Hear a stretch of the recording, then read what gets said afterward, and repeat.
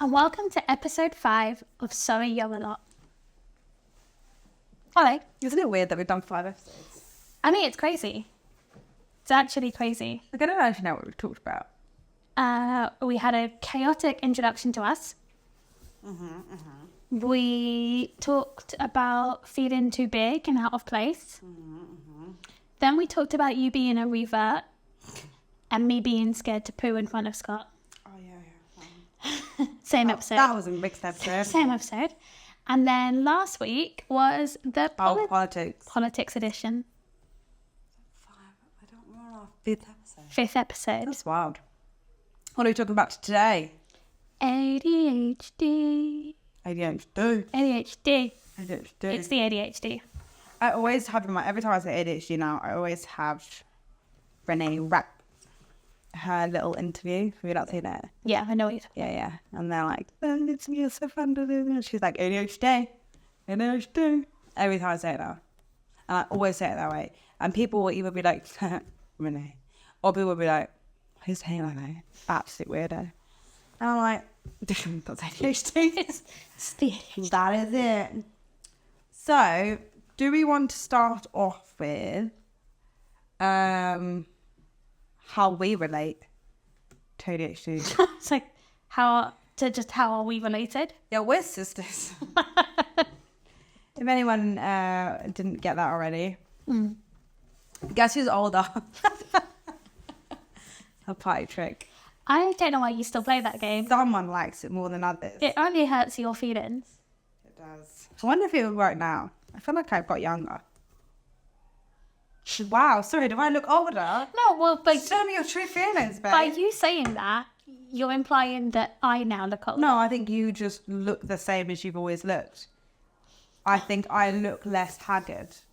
Honestly, I don't know if I've changed much between like 21 to now. You have? You don't have a fringe anymore. Sure, I was about to say other than the hair. I've changed loads. Honestly, Every year. every picture I show Scott of us from like, you know, when Facebook Memories comes up, and it's like, oh, like That's you and poo. every time he's like, is that Katie? Every time. And I'm like, yeah, she just had, you know, She just dyed her hair she again. had orange hair at that point. Yeah. She was trying to go Claire had blonde. like black. No, but then a week later I had like black hair. Yeah, but it was when you were trying to go blonde that you got really ginger. Then I also then purposely went ginger. Like, and not ginger, orange. I purposely went orange. Yeah. Anyway. You were like, embrace it. And that probably goes along with the impulsivity aspect of ADHD. So I am officially diagnosed ADHD. Official. It's been official for a while. Mm. And you are. And you are. And I am going through the process of being diagnosed. I've had like GP confirm it. I've had like the little pre-test be like, yep, probably. And now I'm just waiting to see a psychologist. And which route are you going? So I'm going through right to choose with the NHS.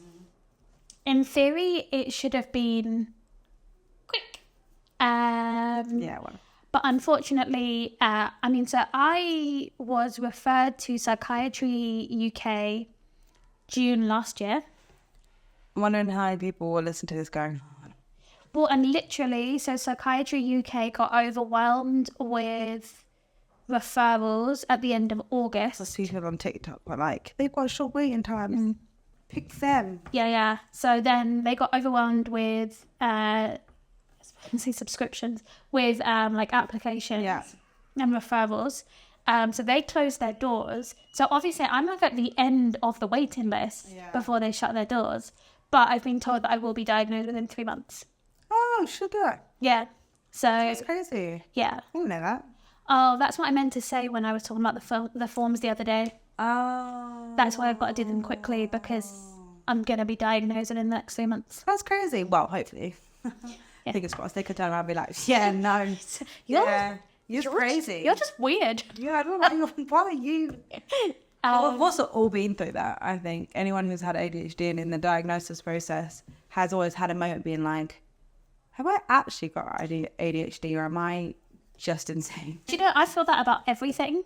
Yeah, I do. Like, And I'm diagnosed. But just in general, Every day I wake up, I'm like, do you're putting this on. I actually have asthma?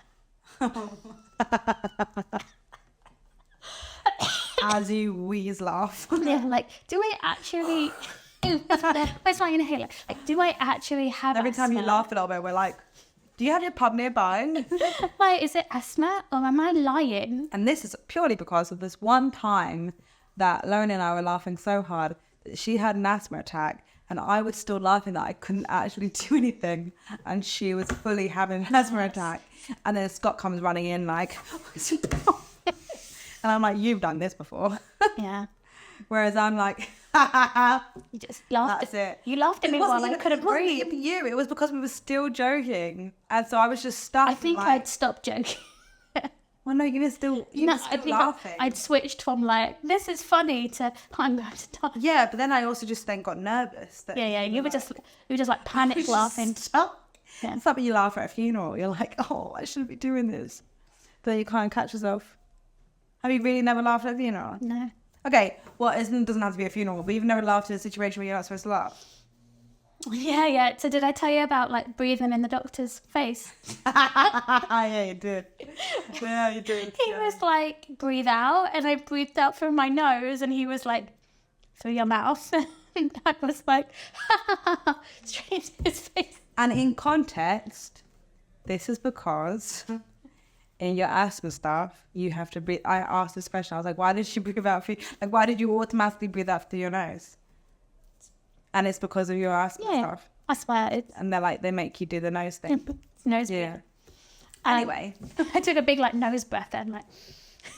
Well, I was like, go on. I can just blow my nose. Yeah, so ADHD, am I lying? Yeah. I might You also think you lie about asthma and other things. Yeah, just about everything. Like sometimes, so for the benefit of context, so for the last 2 months, I've had this pain going through my face, right? And when it's not happening, I wonder if I've made it up. Like an illusion of pain. Like if it never ever happens again, was I just lying? Well, that's how I feel, unrelated but related. This is how I feel when I do something correct and in a timely matter with my ADHD. Manner. Yeah. Yeah. But also for a timely matter. But like if I do something again. Yeah, all right. That's still foreign new. But yeah, this is how I kind of like always think. Same. Like I generally just, if I do something right, if I turn up somewhere on time, I'm like, either I am actually lying about having ADHD, or the other person is also going to think I'm lying about having ADHD if I've just turned up on time. So, for instance, girl at work who has ADHD, obviously before she started at the thing, when people would be like, when I'd be joking with people and be like, no, seriously, I have like time blindness. But she turns up on time all the time. And obviously she's the same type of ADHD as me. So they're like... But time blindness can go two ways, because I know people with ADHD who are always really early. Well, I can be either really early or I'm just late. Because you just don't know how long things are going to take. You don't know how long... Or you're just so anxious that you end up being on time. But I have that. I can be late or I can be up really early. I can be there really early. I'm just thinking of like... But it leans towards... But that's probably because I don't really have severe anxiety. Whereas other people I know who always turn up early is because they have severe anxiety, so they're just battling their anxiety. Whereas I'm kind of like, It's like a juggle. You win some, you lose some. It's an interview. They better get to know the real me now. How do I feel about time? Well, you're the same as me. You don't really know it. Yeah, I think I'm always like... You're always early, and if you're late, you're stressed. I'm not always early. But if you're late, you're stressed. Yeah, if I'm late, I'm stressed. Yeah. But it's a battle for me to get out of the house on time. Oh my God, yeah. Same. Like, I never get out of the house on time. No, there's always like random things that you just can't account for. I think also sometimes I forget to leave walk-in time. Yeah, I get you. Like, because also walk-in time is very unreliable. Because if you're really late, yeah, you're gonna run it. That 10 minutes turns into 5. Yeah, but like But then I start planning in future for that 5 instead of that 10 that I should have done. Like sometimes when I have like a Zoom call, yeah, I start logging on at the time.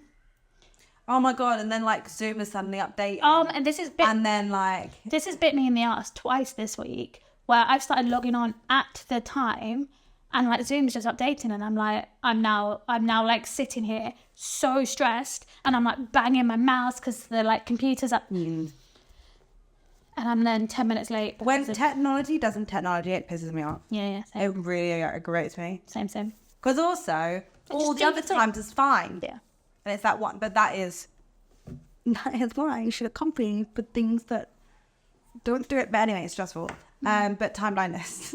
Yeah. So okay, so that's the thing. So I'm officially diagnosed. So should I go way back when? To which bit? To when I was 20 and diagnosed with BPD. Yeah. So I guess these signs of ADHD, I've not just noticed. Mm-hmm. They were all taken into account and then like classified as BPD, borderline personality disorder, when I was 20 because I was really sad. Mm-hmm. I think if I presented in the same way now, I think I would be diagnosed with ADHD.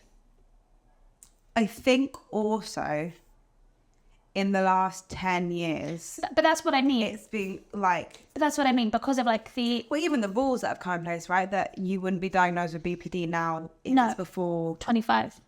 Okay. I didn't know that. Yeah. I was 18. No.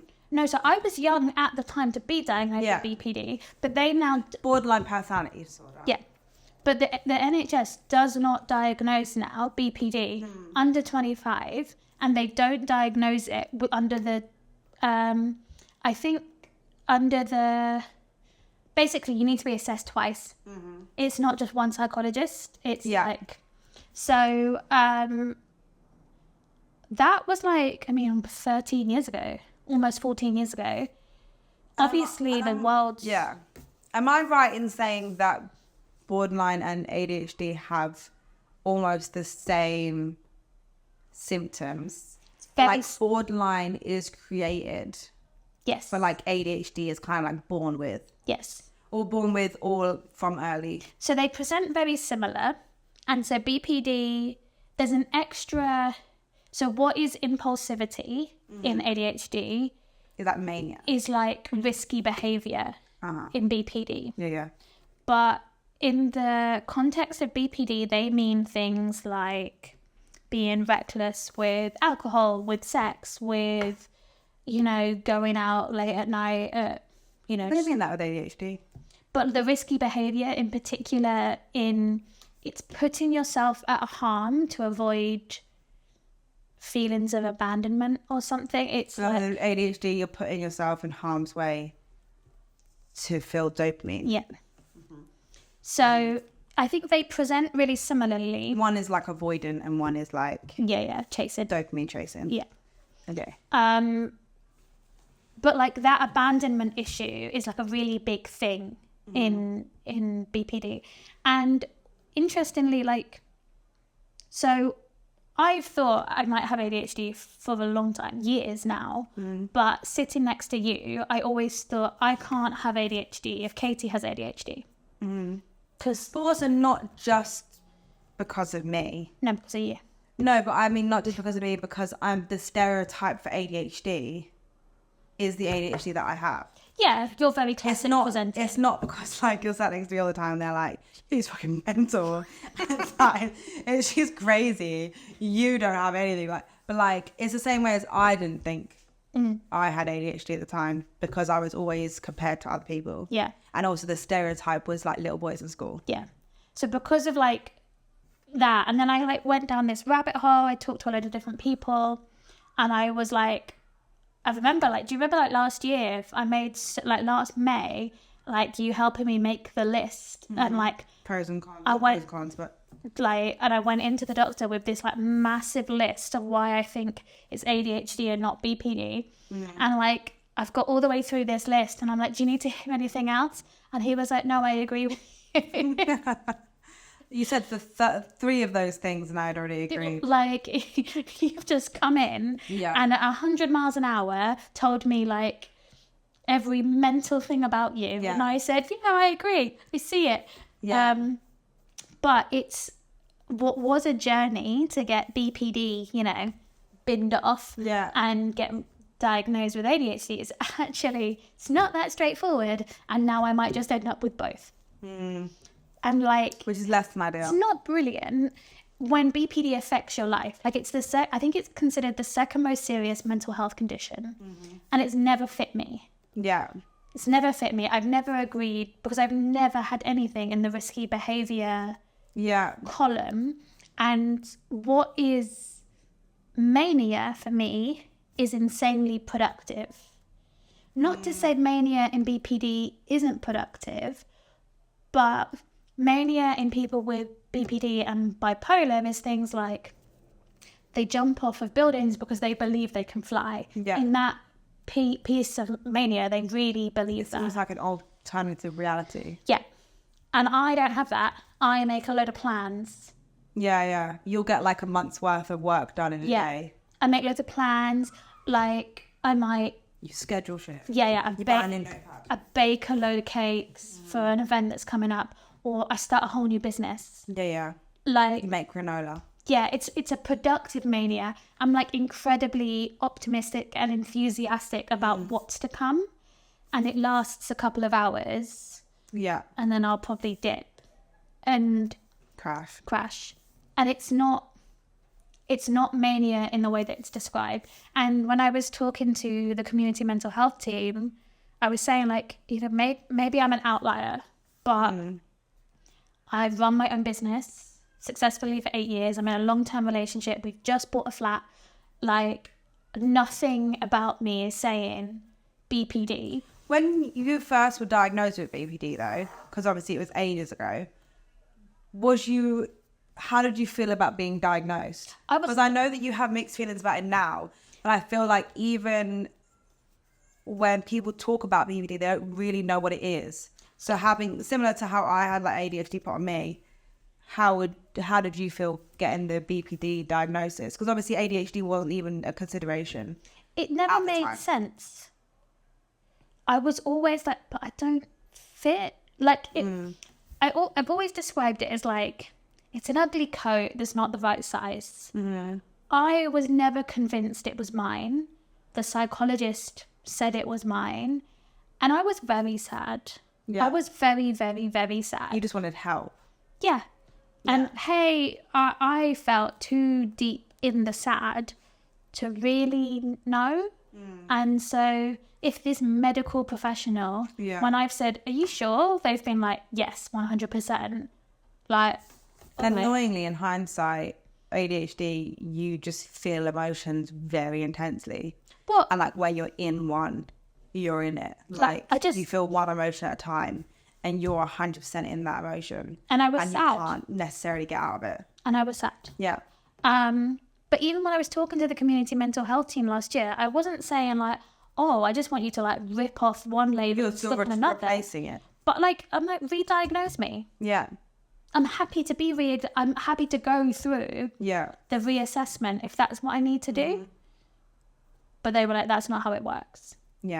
Even though he's then telling me like, today I wouldn't have been diagnosed with BPD. At 20. It's just mental. But obviously now you're going through the process. So you picked Psychiatry UK. Well, no, I didn't actually pick Psychiatry UK. At the time, they were the only option through Right to Choose. Oh, okay. So you went NHS Right to Choose. So basically, I come to... the doctor's like, okay, in Lambeth, there's like a 5-year wait to get diagnosed with ADHD if you go through the NHS. Saloni.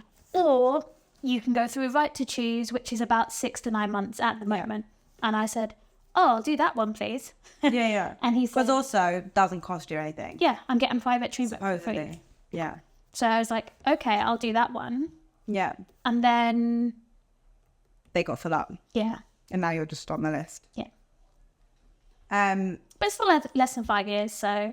And as I'm still on the fence about the big drugs, I don't mind waiting. Yeah. Because also this year's given me so much time to kind of wander through that, like, okay, what does it mean to have ADHD? Yeah. We can get onto that. So my diagnosis story is a little bit different. So I always classify myself as being nutty as a child. Yes. But nutty in the sense of like talking a lot, really wanting attention, and kind of going about it in a way that was just like, I didn't care if it was bad or good. Like even like hurting friends or like annoying, like having a favorite teacher, and if they didn't pay me a particular attention in the class that I was in, I would then like not want to do that class anymore. Like I was like, piss this off, I can't bothered. So I've always thought I was like that, always wanted attention from everyone, kind of stealing it, wanting to steal it from other people.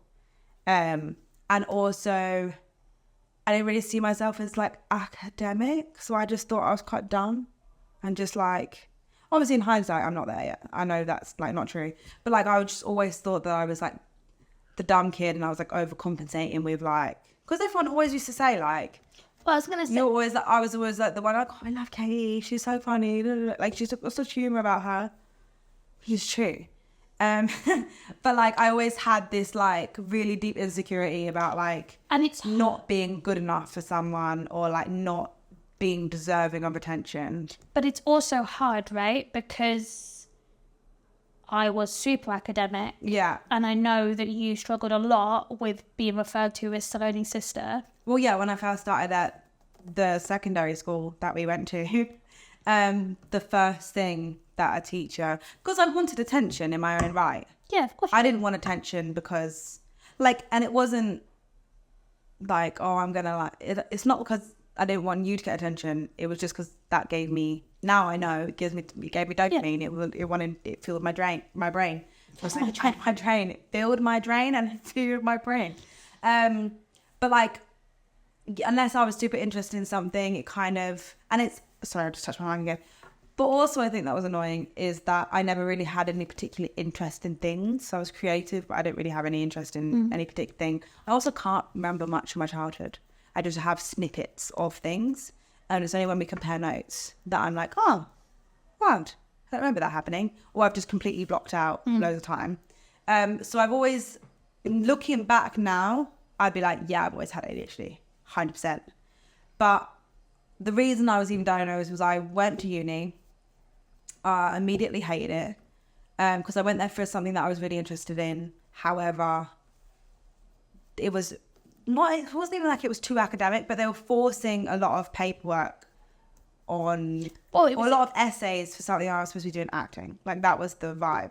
But I guess you were doing theatre studies, so it's more theoretical approach to something that you wanted to do. They didn't tell me that's what it was going to be. For sure. But also, again, an impulsive decision not to just wait it out.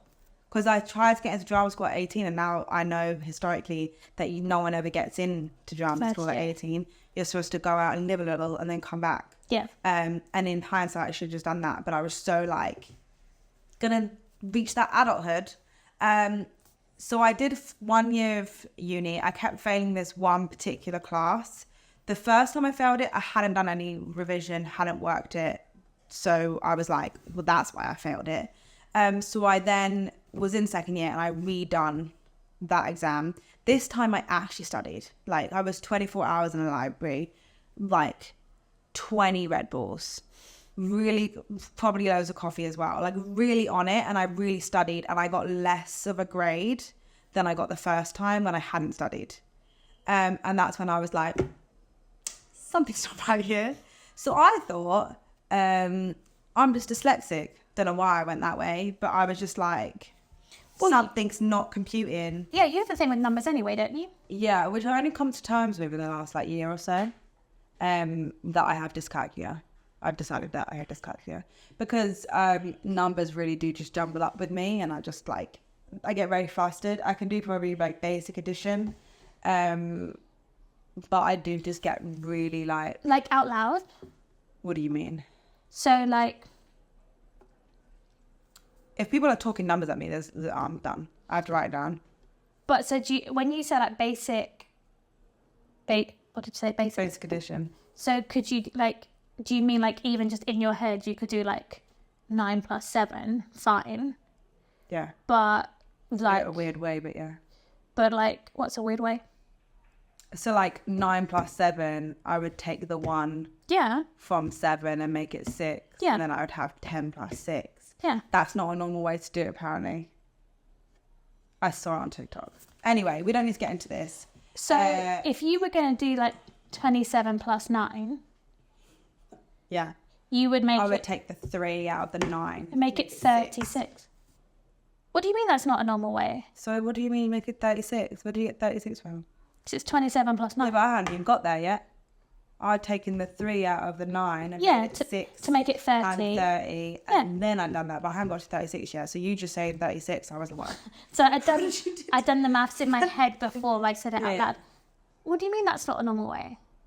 Apparently it's not. I'll send you the link. Okay. I don't know. I can't remember how they said it was not the normal way. But apparently it's a very ADHD way of doing it. Which I also found out. So what, not everyone... No, apparently. Well, it's also like, okay, when I say picture a green apple, can you see a green apple? No. What the fuck do you mean? Like... Can you see a green apple? Can you see images in your head? Yes. Okay, not everyone can do that. When I say to Sahil, green apple, he wouldn't see a green apple in his head. What would he see? Nothing. Black. Because he is neurotypical. Like when I say remind me of an appointment and he does, I'm like, oh, all right, witch. You didn't even have to write it down. And also like I have a running commentary of voices in my head. Yeah. Not everyone has that. I mean, it's not lots of different voices. No, it's my voice. It's my voice. But kind of like morphed a little bit. I mean, it's my voice reminding me of what I've got to do. And also like my inner critic being like, you're a dumb bitch. Yeah. And then sometimes right in the back, there's another one going, you're amazing, you're not far. Shut up, Sarah.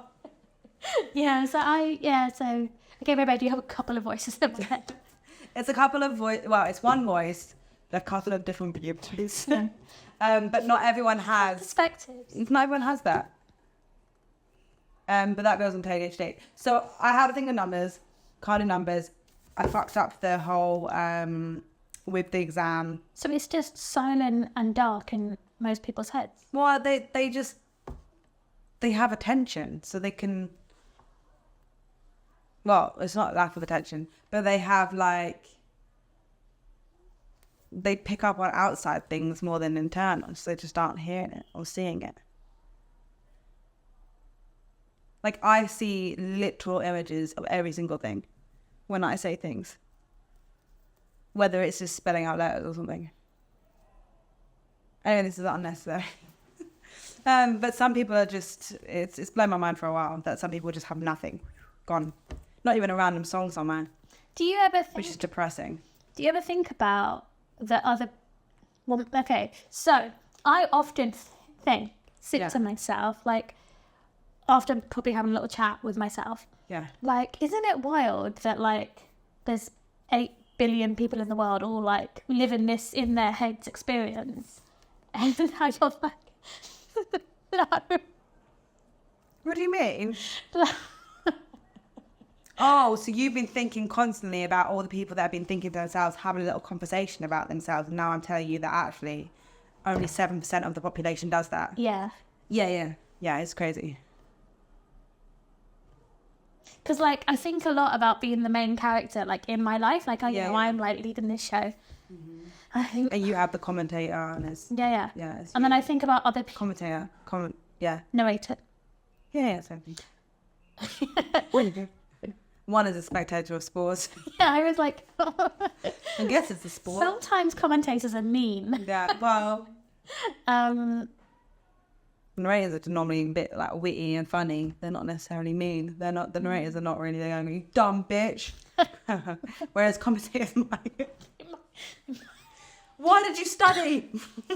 Anyway, sorry, the exam. Okay, anyway, so I did this exam, I failed it twice, it got worse than the one that I actually studied for, so I was like, I have dyslexia. Yeah. Well, I just thought I had something wrong with me. Went into an appointment, well, I booked an appointment through the help at the university or whatever it was. Yeah. I don't know what that is. Disability team. Yeah. And I got a thing with a psychiatrist for a dyslexia screening. It was somewhere in central London, don't know where. I got lost on the way there. I couldn't follow my maps. Really confused. Had to call him. Had to call the office, and it didn't actually go to an office. It went straight to him, and I was like, "What? I didn't think I was gonna get you today." And he was like, "Oh yeah, you're close." Arrived 15 minutes late. He was like, "Don't worry about it." Then we started our appointment, and he basically gave me like a couple of reading and writing things. He was like, "No, you don't have dyslexia." He was like, "Your reading and writing speed and capabilities are too much to have dyslexia." But he was like, out of curiosity, how long do you think we've been sitting here? And I was like, that's so weird, like 5 minutes. And he was like, yeah, we've been here 45 minutes. And I was like, okay, you weirdo. Down in there. Someone's had a stopwatch out. And he was do you like, want me to go? and he was like, can you just fill this out for me? And it was just literally just like a list of like things. And I was laughing across all of them because it was like, do you often interrupt people? Do you have you been told that you're too loud before? And it was like things like that. Do you often get distracted? And I was like, tick, tick, tick, tick, tick, tick. And I ticked all things. I think it was like 10 questions.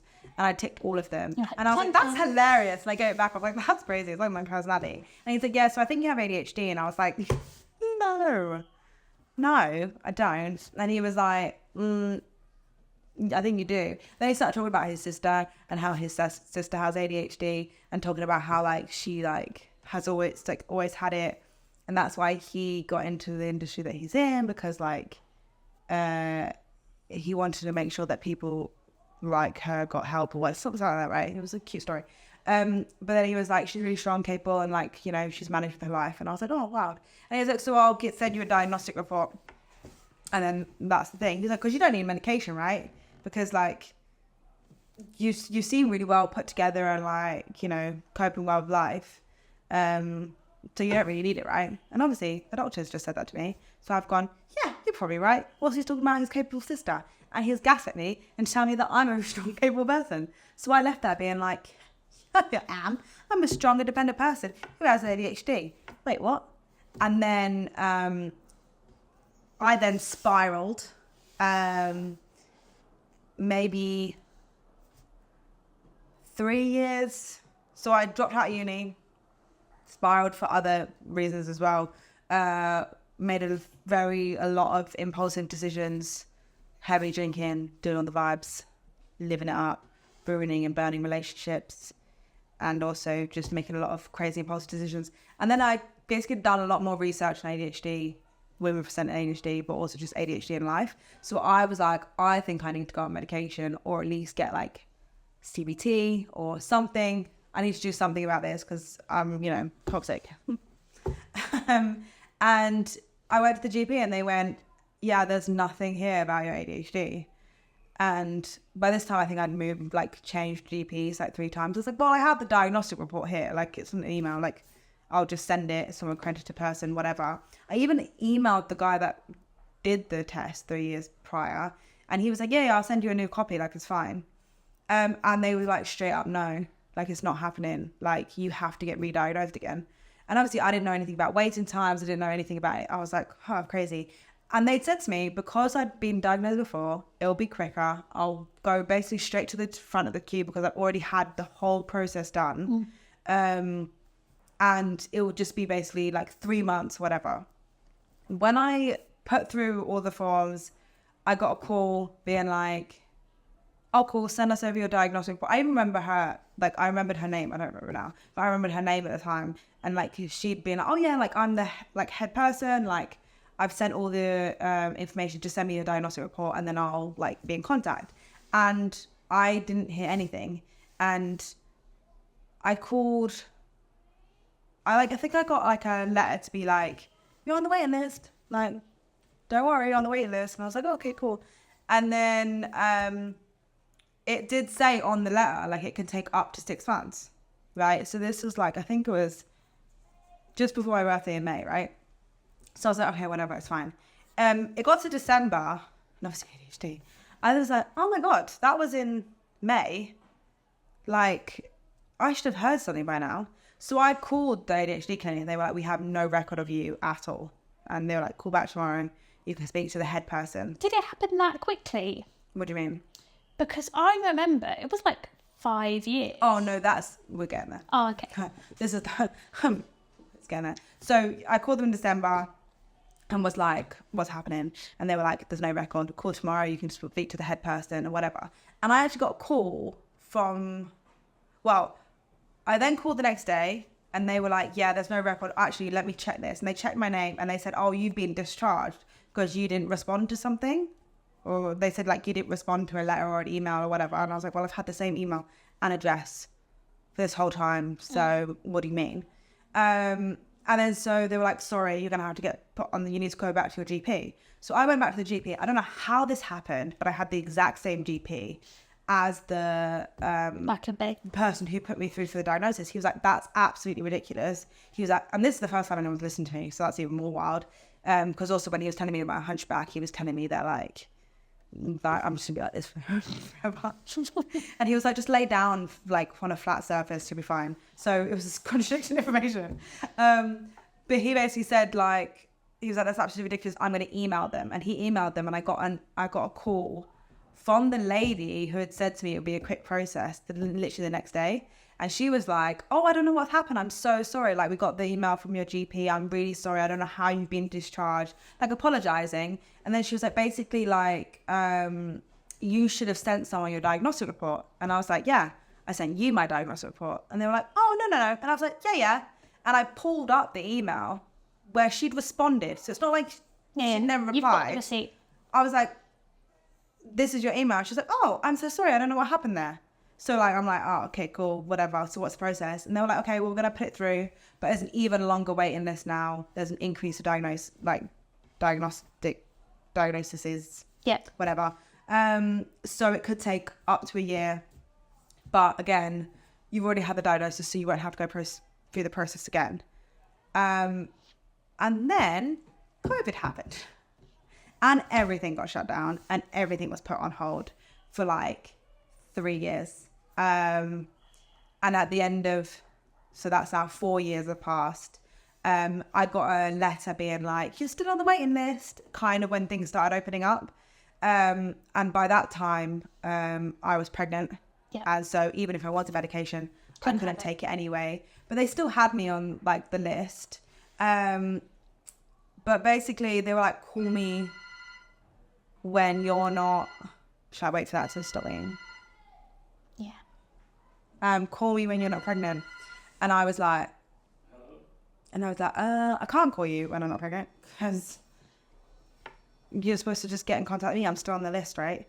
And they're like, yeah. Sure. I didn't get the appointment letter until Nora was 5 months old. So 5 years passed. And then it was really speedy. Like the lady who first, this has been crazy with the ADHD clinic anyway, but the lady who first spoke to me, she was like, okay, what I'm going to do, I'm going to do 2 appointments in one because we have to go from the very beginning. Your diagnostic report does not matter. I don't know who told you your diagnostic report matters. We're doing it from the very beginning, so that's why you had to come into it. Yeah. They needed to know about my childhood, whatever. So she did 2 appointments in one, and then she said to me that then she did a 3rd appointment a week later, which is unheard of. Normally it's like a month. Each time it's a month. So I had it really quickly done. And then she was like, basically, you've now got to go and get your heart tested. Yep. And you've got to go do like all your health checks. And I was like, stunning. Because you're going to be going on medication this week. Or like as soon as that health test is done, you're going to be on it. And I was like, solid. Yes, let's do this. And she said, basically, whenever you get your heart rate tested or your heart checked, call me and I'll just fit you in wherever, like in between appointments, wherever I can, so we can get you started. And I called her, I think it was maybe 2 weeks later, and She was leaving, right? she didn't answer. Everyone had walked out. All of the doctors, all of the nurses, there was just receptionists left, and they were rehiring the entire department. So they were like, we're hiring someone, we'll call you as soon as. I was like, I was about to be like, I was about to get my official stuff, and I was about to start medication, and they're like, what can I say? Everyone's walked out. And I was like, this is insane. And then I think it was maybe 2 months later, I then got a call to be like, can you run through your history again? And it was like completely new person. And I was like, cool. I ran through my history, and they're like, okay, we're going to start your medication. I started with one person medication, and I started with Elvance. And then the next time I had an appointment 4 weeks later, well, 2 weeks later, because it was quite thingy, they'd left, and I had a new person. I think I'm on my 4th person now. He's been pretty consistent though, so he's still around. But I'm on my 4th person. It's just been crazy because I also started on Elvance, took it for a year, then somewhere between 7 months, 8 months, I really felt like it wasn't working anymore. Like I felt like nothing was changing, because when I first took my medication, it was quite lonely. Like all of my voices are turned off, and I felt really lonely. Like for like a week, I really felt it was really unnerving, because I took it for the first time at work, kind of thinking nothing would happen. And it was like someone had just turned off loads of things in my brain. And it was really weird, like super weird. But again, I was kind of, now looking in hindsight, I thought it'd be like a magical cure. But even though I thought I was being realistic at the time, I just thought it was going to be a magical cure. And it just isn't. You have to do other work alongside it. So after a year being on Elvance and being on, I think I went up to 60, and then we decided that was too much, and I went back down to 40. After that year, I said I wanted to change it. So then I tried 2 other medications.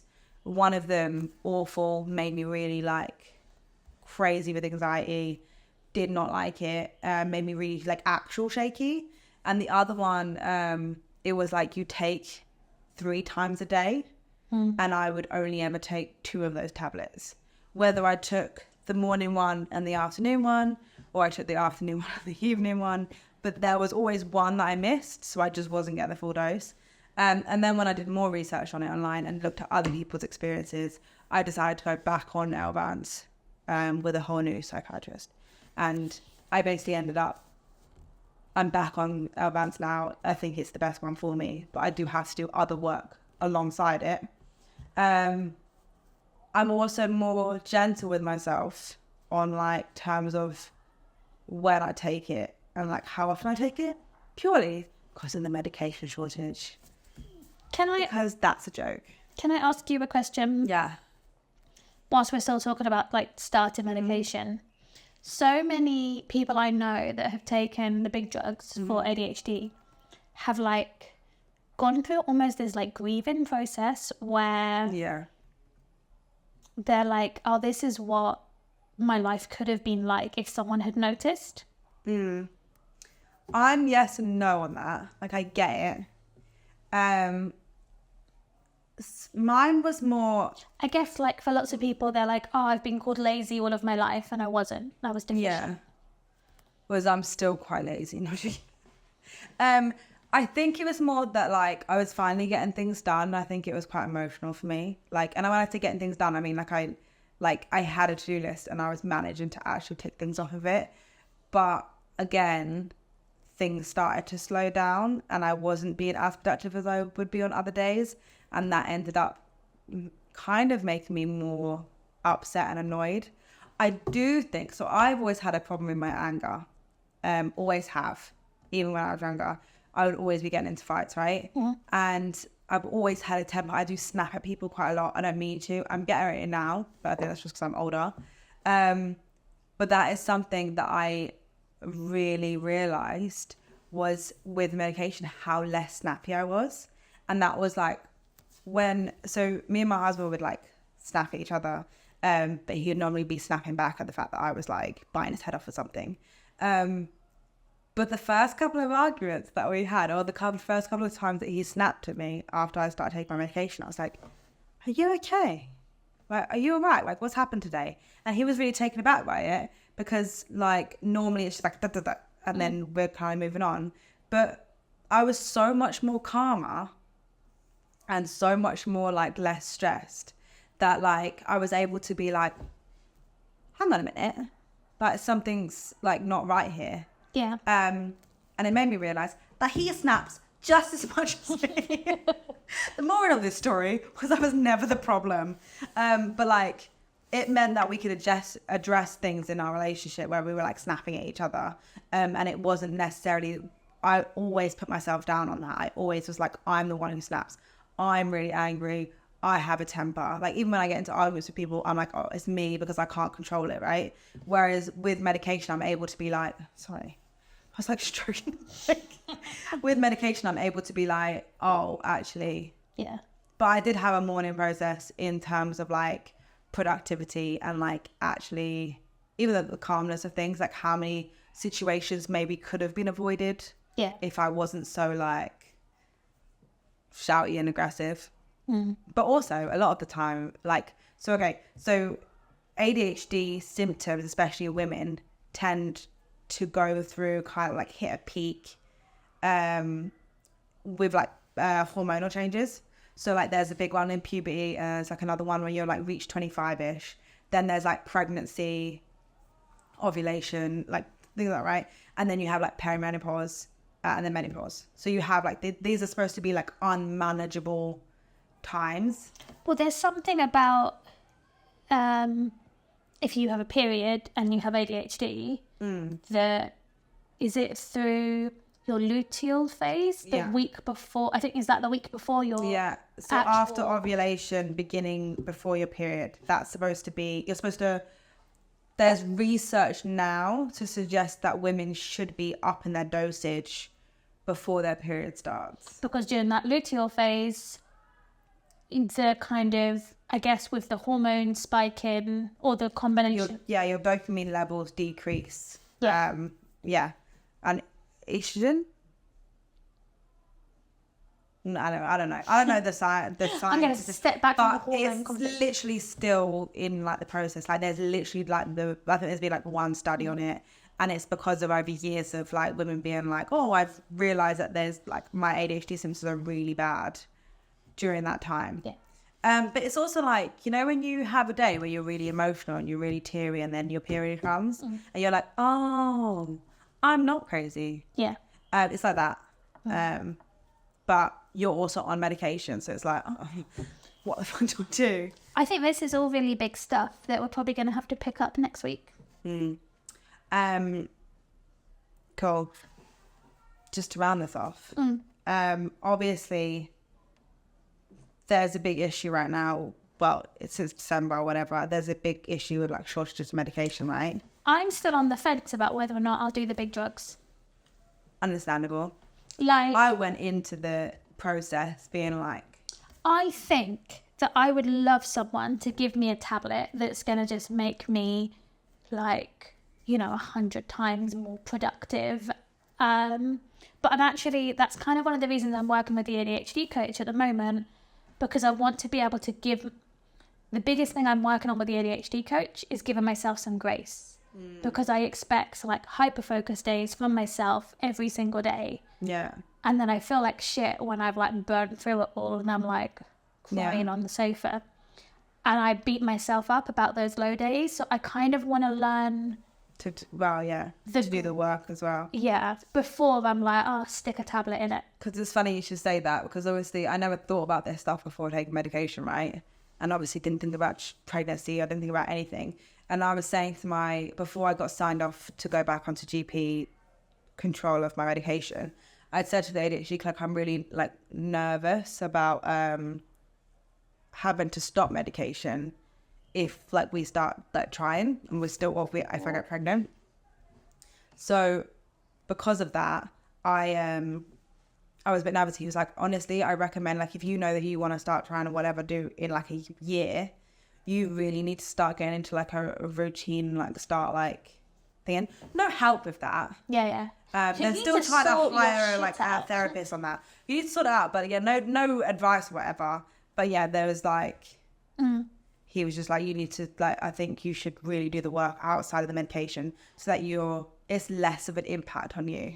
Well, also the goal is to be off medication, or like, I don't know if that's like everyone's goal, but like they talk about how you'll be on this medication for the rest of your life.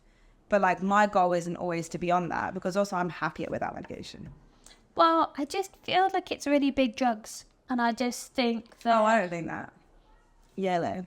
I've taken some big drugs. But I guess because I don't function very well under the big drugs, like painkillers and antibiotics and steroids all make me feel dreadful. I know that from my existing life, so I don't really take those things, so I don't really know. Throwing a stimulant into that mix, I'm kind of like, I don't know. You drink coffee though, and energy drinks. Yeah. And so I was self-medicating for years with that. Yeah. All good stuff to discuss next week. So I think next week we'll discuss kind of like... ADHD part 2. Yeah, ADHD part 2 and probably the general... but like ADHD part 2, and then maybe a bit about like medication shortages and things like that. I feel like we've just rambled a bit for this episode, but it's what it is. We've got like a nice, I don't know, introduction to ADHD, and actually why a lot of our hashtags are ADHD, because it's relevant. Yeah. It's relevant. Thanks as always for listening, watching, liking and subscribing. We can't believe how many people are following on this little journey, and love you. Bye. Come on.